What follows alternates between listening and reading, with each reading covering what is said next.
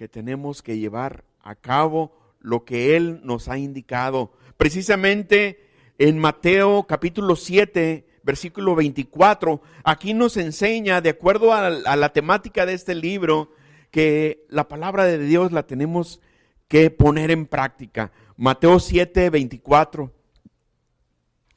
Dice la palabra del Señor, de los versículos 24 al 27, cualquiera pues que me oye estas palabras y las hace, le compararé a un hombre prudente que edificó su casa sobre la roca.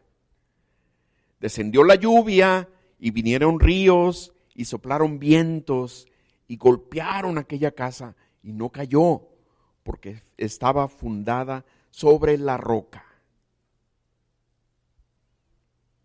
Por otra parte dice, pero cualquiera que me oye estas palabras y no las hace, le compararé a un hombre insensato que edificó su casa sobre la arena, y descendió la lluvia, y vinieron ríos, y soplaron vientos, y dieron con ímpetu contra aquella casa, y cayó, y fue grande su ruina.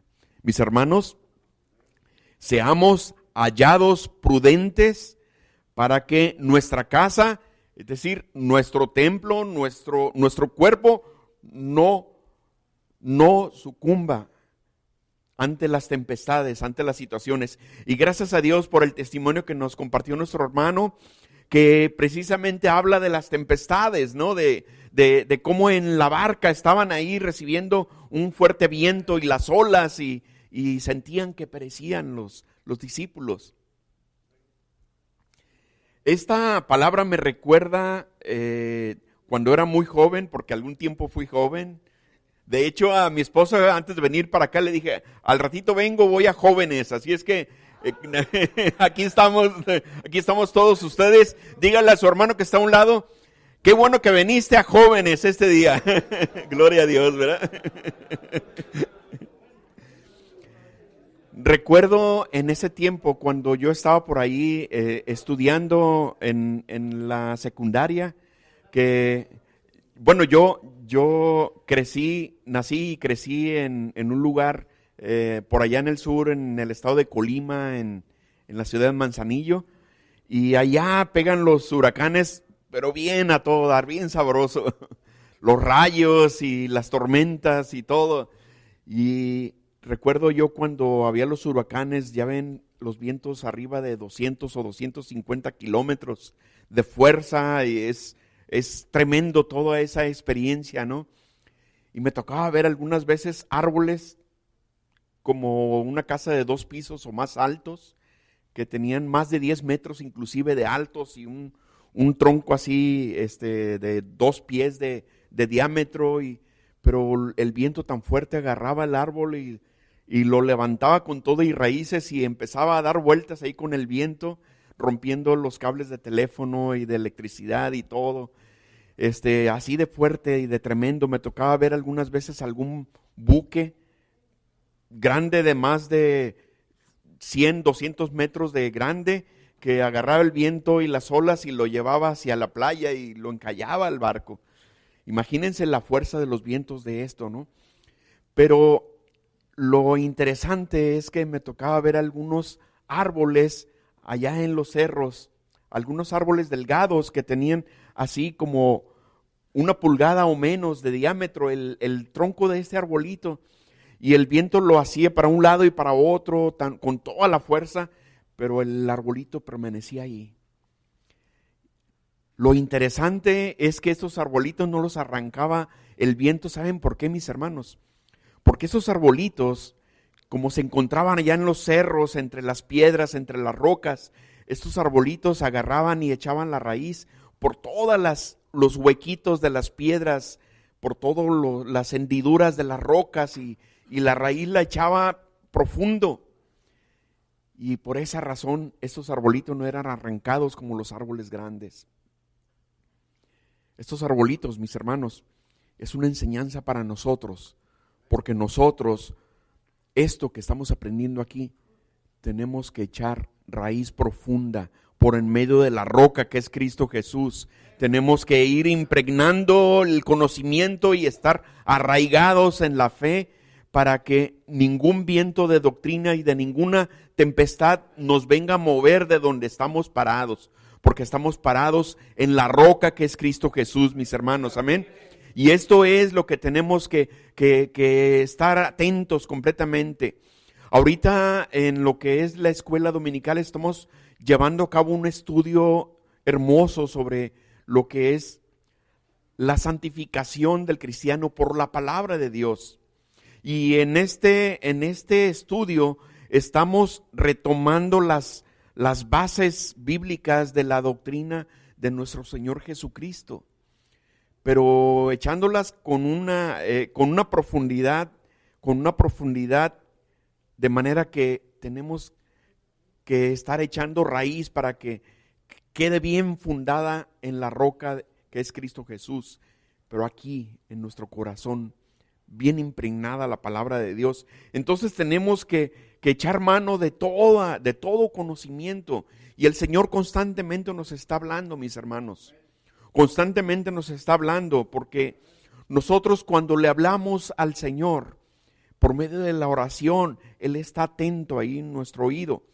Pero en este lugar donde nosotros hagamos oración a Dios, debemos también tener la palabra de Dios ahí dispuesta para ver qué nos quiere enseñar el Señor. Tenemos que abrir nuestra Biblia, es como abrir la boca de Dios para ver qué nos va a enseñar, qué nos va a hablar. Y eso es muy importante, mis hermanos. No nada más orarle y pedirle, sino también abrir la palabra para que nuestro oído espiritual esté atento y escucharle al Señor. Ahora, como dice esta palabra, no solamente estar atentos a lo que dice, sino hacer lo que dice la palabra de Dios. Y eso es lo importante, porque si nosotros llevamos a cabo lo que Él nos enseña, entonces vamos a ser como este hombre prudente que puso su casa sobre la roca y fue perfectamente bien fundada. Mis hermanos, no seamos insensatos. Tenemos que tener completamente en nuestra vida la palabra de Dios, llevarla a cabo. Donde quiera que estemos, mis hermanos, en nuestro trabajo, en nuestro carro, tener ahí la conexión con Dios permanentemente para que seamos librados de cualquier tipo de tempestad. La palabra de Dios precisamente dice, segunda de Timoteo 3:16 y 17, tenemos que creerle al Señor lo que Él nos dice, porque toda escritura es inspirada por Dios y útil para enseñar, para redarguir, para corregir, para instruir en justicia, a fin de que el hombre sea perfecto, enteramente preparado para buena obra. La palabra de Dios que nos está dando el Señor nos perfecciona, mis hermanos. La misma palabra por sí misma nos perfecciona. Había una persona que una vez le decía al ministro, yo no tengo capacidad, yo soy como si fuera un canasto que quiere sacar agua y pues no se queda, no retiene nada. Ese canasto no retiene nada de agua y así soy yo. Yo me siento que leo y escucho la palabra de Dios, pero no se me queda nada pegado. Le dice el ministro, no te preocupes tú por eso. Tú de todas maneras sigue echando el canasto sobre el agua y sigue leyendo y sigue escuchando la palabra de Dios. Al fin que ese canasto, al momento de estarlo echando tantas veces al agua, va a ser limpiado y va a ser purificado y va a ser preparado para toda buena obra. Entonces, mis hermanos, no se preocupe. El Espíritu Santo le va a dar sabiduría cuando sea necesario. El Espíritu Santo va a echar mano de lo que usted ha leído, de lo que usted ha aprendido, para resistir todas esas tempestades que presenta la vida, mis hermanos. Miren, ¿cuántas personas en este momento están tan preocupados por los bombardeos en Siria y que la tercera guerra mundial ya se va a acercar y qué va a pasar y qué va a pasar y qué va a suceder y están con el temor y con el miedo, mis hermanos. Pero nosotros tenemos que gozarnos porque cada vez se siente más pronto que viene el Señor por su iglesia, mis hermanos. Así es que tenemos que gozarnos y tenemos que estar atentos completamente, pero a la vez tenemos que apresurarnos para hablarles a quienes todavía no han recibido la palabra de Dios. Si usted tiene sus parientes, si usted tiene sus familiares que todavía están ahí, que no han recibido la palabra, apresúrese porque el Señor ya viene, ya está cerca. Y yo, como les he dicho en la escuela dominical, cuando menos va a tardar una semana, al menos nos queda una semana menos comparado con el mes anterior o la semana anterior. Ya falta menos tiempo, amén. Y tenemos que estar atentos. Tenemos que estar atentos y estar obedientes a lo que el Señor nos está indicando, mis hermanos. Dice el Salmo 19, en los versículos 7 y 8, dice que la ley de Jehová es perfecta. Y lo enfatizo esta palabra, la ley de Jehová es perfecta. ¿Y cuántos creen que esta palabra hermosa es perfecta, es santa, es sabia porque proviene de nuestro Dios todopoderoso que hizo los cielos y la tierra? Tiene perfección y tenemos que creer que la palabra de Dios es perfecta. Dice que convierte el alma. El testimonio de Jehová es fiel. ¿Y cuántos de nosotros creemos que Dios es fiel con nosotros? Nuestro fiel amigo, nuestro fiel Padre, nuestro fiel protector, amén. Dice que hace sabio al sencillo. Cualquier persona, por sencilla que sea, es sabia cuando usamos la palabra de Dios. Los mandamientos de Jehová son rectos, son precisos, son exactos, dan en el blanco. Dice que alegran el corazón. La palabra de Dios tiene que crear en nosotros una alegría, un gozo de recibir las promesas y las cosas que nos está dando aquí como alimento espiritual, mis hermanos. Y también una exhortación, también darle gracias a Dios y recibir con gozo la exhortación. El regaño que nos da algunas veces Dios en su palabra, recibirlo con gozo porque provienen de un Padre que nos ama, mis hermanos. Entonces tenemos que recibir con gozo su hermosa y bendita palabra. Dice, el precepto de Jehová es puro, que alumbra los ojos. Mis hermanos, si nosotros sentimos que algunas veces no podemos ver la salida del túnel en el que nos encontramos, la palabra de Dios es Jehová, la palabra de Jehová es pura, que alumbra los ojos de nuestro entendimiento y vamos a ver la salida de ese túnel, mis hermanos.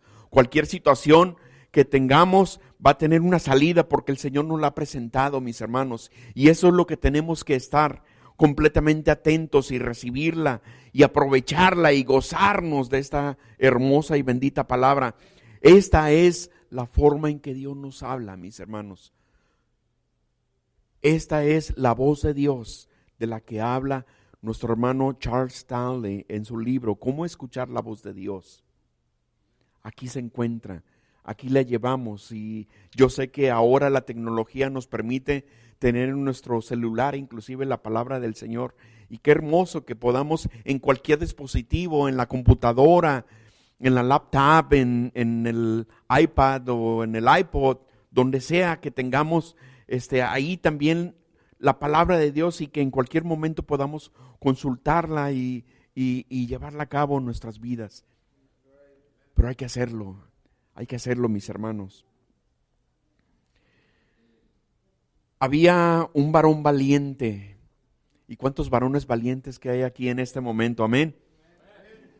Había un varón valiente que estaba recibiendo una gran responsabilidad porque se iba a hacer cargo como líder de un pueblo tan numeroso. Dicen los expertos que eran como más de 2 millones de habitantes del pueblo de Israel, quienes habían salido ya de Egipto y fueron llevados por el desierto durante 40 años. guiados por Moisés, pero este varón valeroso y tan valioso para Dios, llegaba el momento en que ya iba a entregar su vida y ya Dios se lo iba a llevar.